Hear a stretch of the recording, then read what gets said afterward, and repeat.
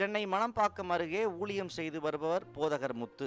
இவர் தனது சொந்த கிராமத்தில் தான் பிறந்து வளர்ந்த தன்னுடைய சொந்த ஊரில் ஒரு சிறிய அளவிலான ஜப வழிபாடு தலத்தையும் குடியிருப்பு வீட்டையும் வைத்துள்ளார். இந்நிலையில் சற்றும் எதிர்பாராத நேரத்தில் அரசு அதிகாரிகள் உத்தரவு பெற்று பொக்லைன் இயந்திரத்தோடு குடியிருப்பு வீட்டையும் ஜப வழிபாடு தலத்தையும் இடிக்கும்படி வந்துள்ளனர். இதனால் பதறிப்போன போதகர் அங்கு நடந்த சம்பவங்களை காட்சியாக வீடியோ பதிவு செய்தார். மேலும் தமிழ்நாடு முதலமைச்சருக்கு நீதி கேட்டு கோரிக்கை வைத்துள்ளார். இந்த வீடியோ காட்சிகளை அடிப்படையாகவும் ஆதாரமாகவும் கொண்டு தமிழ்நாடு அரசும் காவல்துறையும் இணைந்து உண்மை கள நிலவரத்தை ஆராய்ந்து நீதியின் பக்கம் சாய்ந்திட வேண்டும் என பொதுமக்கள் சார்பாக கோரிக்கை வைக்கப்படுகிறது. இந்த காணொளி காட்சிகளை உங்கள் நண்பர்களுக்கும் பகிர்ந்து கொள்ளுங்கள். நீதி நிலைக்கட்டும். நன்றி.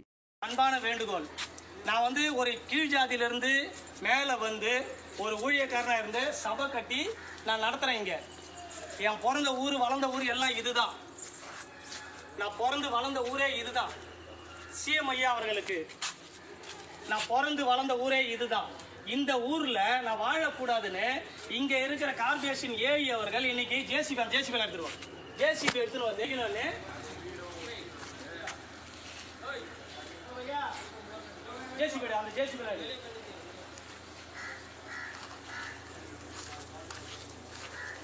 வழக்கு நான் சூட்டு ஃபைல் பண்ணியிருக்கிறேன்.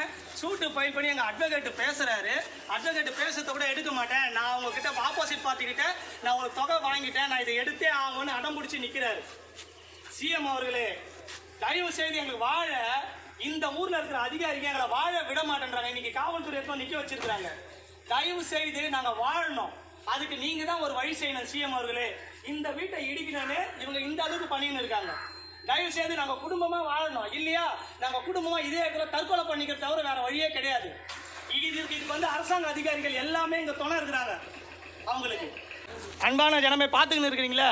இங்கே பாருங்க, இது மணப்பாக்கம் 157வது வார்டு. இதில் இருக்கிற ஏஇ கார்பரேஷன் அதிகாரி ஏஇ என்ன பண்ணுறாருன்னா, என் வீட்டாண்ட மட்டும் நான் காவா மேலே வண்டி நிறுத்தக்கூடாது அப்படின்னு என்கிட்ட ஃபஸ்ட்டே ஒரு நோட்டீஸ் அனுப்புனாரு. நான் 20,000 என்கிட்ட கேட்டார். நான் கொடுக்க மாட்டேன்னு சொன்னதுனால அவர் என்ன பண்ணுறாருனா, இன்னைக்கு ஜேசிபி எடுத்துன்னு வந்து அவர் பக்கத்தை காட்டுங்க, ஜேசிபி எடுத்துன்னு வந்து அவர் என்ன பண்ணுறாருனா என் வீட்டை இடிக்கணும்னு சொல்லி எனக்கு நோட்டீஸ் கொடுத்தாரு. ரெண்டாவது என்ன பண்ணுறாருனா, இவர் தான் ஏஇ, அவர் தான் பவுல், அவர் ஏஇக்கு துணை. இவங்க என்ன பண்ணுறாங்கன்னா, என் வீட்டை இடிக்கணும்னு என்ன பண்ணுறாங்க, ஜேசிபி எடுத்து வந்து வச்சுருக்காங்க. பாருங்க மக்களே, பாருங்க, இதுல நீங்க சிஎம் செல்லுக்கு அனுப்புங்க. இவங்களை எல்லாம் ஊருக்குன்னா எல்லாம் ஒரே சட்டம் தான், எனக்கு மட்டும் சட்டம் கிடையாது. ஊருக்கே ஒரே சட்டம் தான், எனக்கு மட்டும் சட்டம் கிடையாது.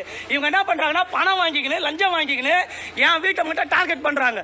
பாருங்க, ஊர்ல எல்லாருமே என்ன பண்ணிருக்காங்க, ரேம்ப் போட்டிருக்காங்க காவா மேல தான், நான் மட்டும் போடல. இதை நீங்க பாருங்க, ஊர்ல எல்லாருமே ரேம்ப் போட்டிருக்காங்க. 18 அடி ரோட காணும், 19 அடி ரோடு. இந்த ரோடு 19 அடி காணும். இப்போ இதுக்கு எல்லாத்துக்கும் ஒரு முடிவு ஏஐ சார் சொல்லுவாரு. இதை நீங்க சிஎம் செல்லுக்கு போறவரே பார்வர்ட் பண்ணுங்க.